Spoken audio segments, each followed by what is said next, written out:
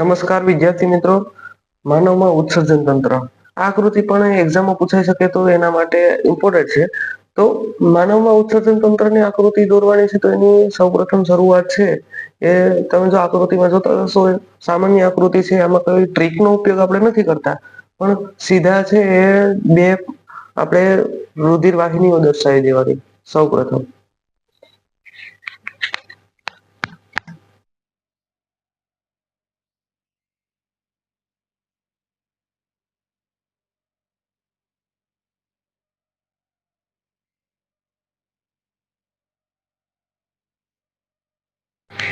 હવે અહિયાં જો તમે જોશો તો ડાયરેક્ટ એ રુધિર વાહિનીઓ આવે છે એ પાછી કિડનીમાં જતી જોવા મળે એટલે ત્યાં તમારે વળાંક આપી દેવાનું. પછી બીજો ભાગ છે એ નીચે લંબાવી દેવાનો.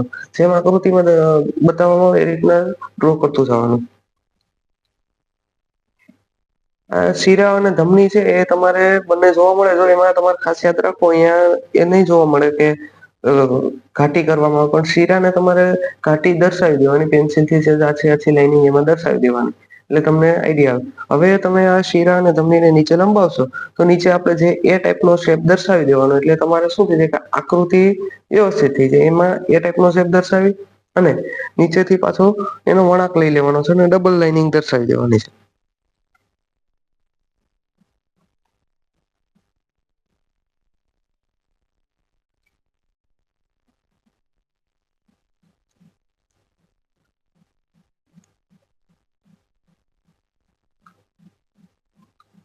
પછી એક યાદ રાખવાનું કે નીચે આમાં રુધિર વાહિની નીચે જો ડોટ જેવી નીકળેલ બહાર નીકળેલ જેવી રચના ન મળે તો એ તમારે રાખવી.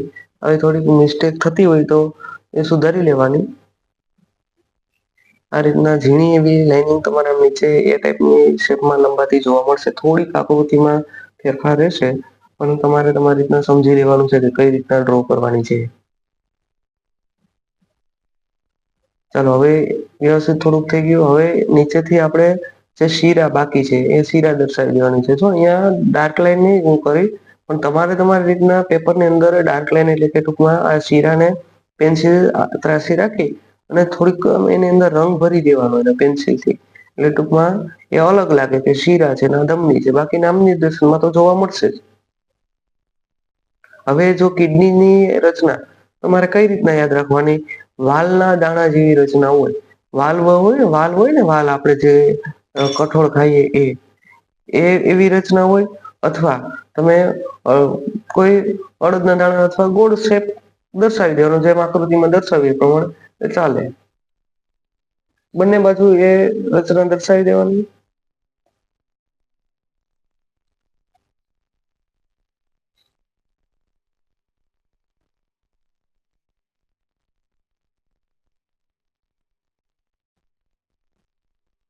હવે નીચે આ રીતના તમારે મૂત્ર વાહિની લંબાવી દેવાની છે. કે જે મૂત્ર વાહિની છે એ કિડની માંથી જે આપડા મૂત્રોનું ગાળણ કરી અને તે નીચે લાવશે. આ રીતના મૂત્રવાહિની દર્શાવી દે અને નીચે મૂત્રાશય જો આ રીતના તમારે ગોળ શેપમાં શંકુ આકાર ટાઈપ નું નીચે શંકુ જેવી રચના જોવા મળશે. આ રીતના તમારે દર્શાવી દેવાનું એટલે સામાન્ય આકૃતિ છે એમાં વધારે કઈ એક્સ્ટ્રા કોઈ ડિટેલિંગ છે નહી એટલે યાદ રાખી લેવાની છે. નામ નિર્દેશન તમારે સ્ક્રીન ઉપર તમને જોવા મળતું હશે તો આ રીતના નામ નિર્દેશન દર્શાવી દેવાનું.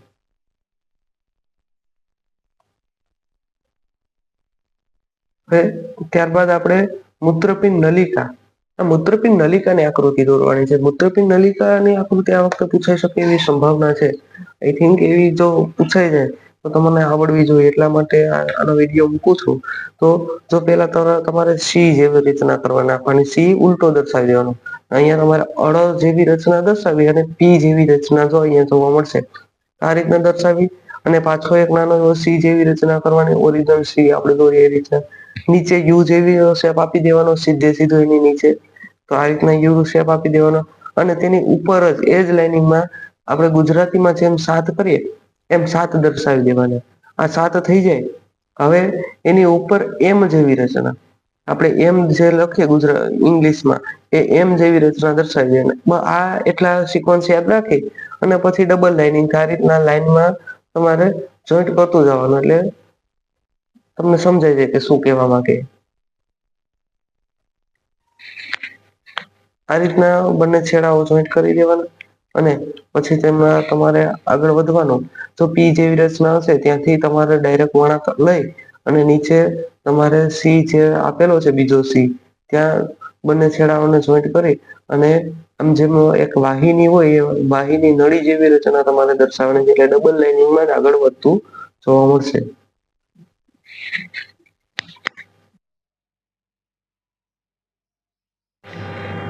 આ રીતના તમારે નીચે સુધી લંબાવી દેવાનો છેડાને. હવે એ છેડાના ભાગને યુ ને ટચ કરાવી અને યુ ની પણ નળી જેવી રચના તમે દર્શાવો એટલે ડબલ લાઈનિંગમાં સીધે સીધું જવા દેવાનું.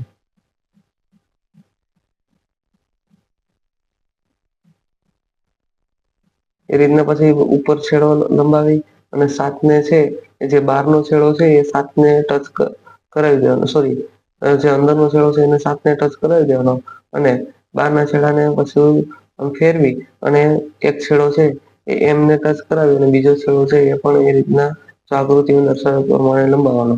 એ એક તમારે ગૂંચળામય જેવી રચના થઈ જશે. અહિયાં તમારે આવશે શું તો કે અહિયાં સંગ્રહણ નલિકા એ પાછળથી ડ્રો કરીએ. હવે આપણે અહિયાં જે ધમની આવી રહી છે ધમની છે એ તમારે દર્શાવી દેવાની ને એમાંથી તમારે અહિયાં આપણે એમ કે એમ જેવી રચના કરીને પણ તમે આગળ વધારી શકો. તો આ રીતના પછી શૂન્ય કર નાખવાના એટલે તમારે ત્યાં શું રુધિર ગુચ્છાવી જાય. આ રીતના હવે તમારે રુધિરવાહીને આગળ વધારવાની અને ગૂચડા જેવી રચના દર્શાવવાની છે તો હવે તેને આપણે આગળ વધારીએ.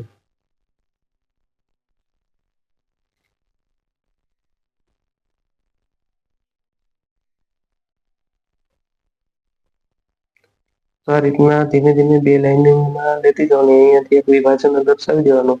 કે જેથી તે વિભાજન એ ઉપરની સાઈડ ફરી અને નીચે આવી જાય. એ તમારે વધારે ગૂંચળામાં નહી દર્શાવી દેવાનું શોર્ટમાં શોર્ટ એન્ડ સ્વીટમાં તમારે આકૃતિ દોરવાની છે એટલે વધારે એમાં ડિટેલિંગમાં નહી ભણવાનું.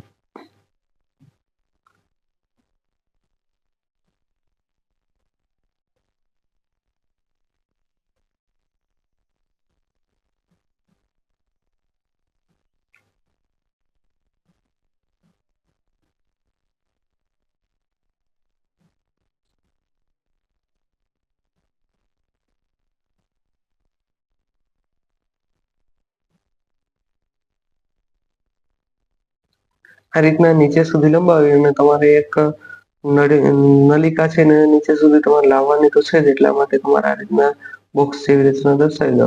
અહિયાંથી તમારે નીકળશે રુધિર વાહિની જે શીરા હશે એ પણ તમારે દર્શાવાની છે પણ પેલા ઉપરથી આપણે આકૃતિ પૂર્ણ કરતા જઈએ. અહિયાં તમારે વી જેવી રચના આવશે તો વી શેપ આ રીતના દર્શાવી અને તો અહિયાં થોડીક મિસ્ટેક થતી હોય તો એ સુધારી નાખીએ આપણે અને વી શેપ દર્શાવી અને પછી તેને આપણે નીચે સુધી જોઈન્ટ કરી દઈએ. આ રીતના તમારે આકૃતિ ધીમે ધીમે ડ્રો કરતી જવાની એટલે તમને આવડી જાય આ રીતના તમે 2 થી 3 વખત પ્રેક્ટિસ કરશો એટલે તમને આકૃતિ યાદ રહી જશે. આ રીતના તમારે પાછો આ બાજુ પણ વી શેપ આ રીતના યુ વાય જેવી રચના વી શેપ જેવી રચના તમારે દર્શાવવાની છે તો આ રીતના આકૃતિ ડ્રો કરવાની અને યાદ રાખવાનું. હવે નીચે પછી તમે કોઈ પણ ડાયરેક્ટ જોઈન્ટ કરી દો તો પણ હાલે અને બીજી કોઈ વાહિની દર્શાવી તો તમે દર્શાવી શકો 2-3 વખત એમાં ગૂંચળામણ જેવી રચના હોય એટલે હાલે એવું કઈ વધારે એક્સ્ટ્રા ડિટેલિંગ ન હોય તો ચાલે જો આ રીતના દર્શાવી દેવાનું. અને જો રુધિરવાહિની થોડી જાડી થઈ ગઈ એટલે આપણે એમાં ફેરફાર કરી નાખીએ.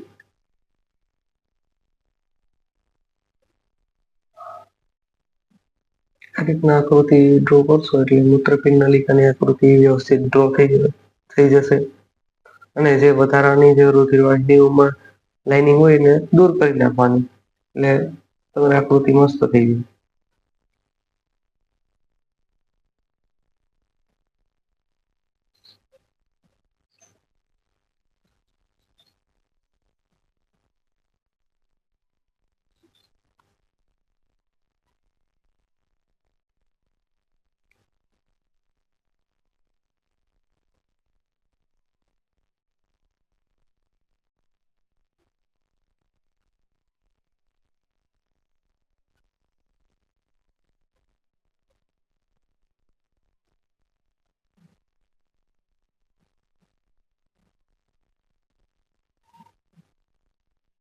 આ રીતના રુધિર કેશિકા ગુચ્છની આકૃતિ આપણી પૂર્ણ થાય.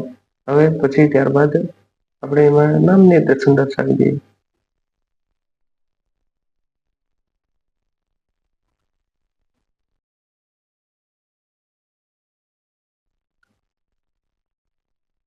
હવે આ રીતના તમે પછી સંગ્રહણ નલિકા એક દર્શાવવાની છે, તો સ્કેલની મદદથી આ રીતના તૂટક લાઈન દર્શાવી અને બીજી સાઈડ પણ તમારે સ્કેલની મદદથી તૂટક લાઈન દર્શાવી અને વ્યવસ્થિત સંગ્રહણ નલિકાનો તમે આકૃતિ વ્યવસ્થિત ડ્રો કરી લો એટલે તમારી મૂત્રપિંડ નલિકાની રચના પૂર્ણ થશે.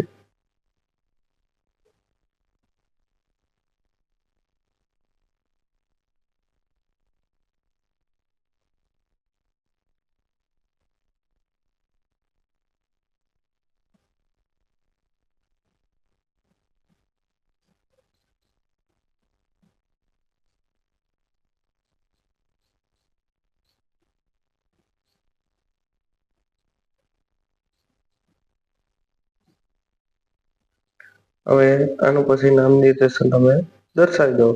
તમારી સ્ક્રીન ઉપર જોવા મળતું હશે નામ નિર્દેશન કઈ રીતના, તો આ રીતના આકૃતિ અને નામ નિર્દેશન તમારે યાદ રાખવું.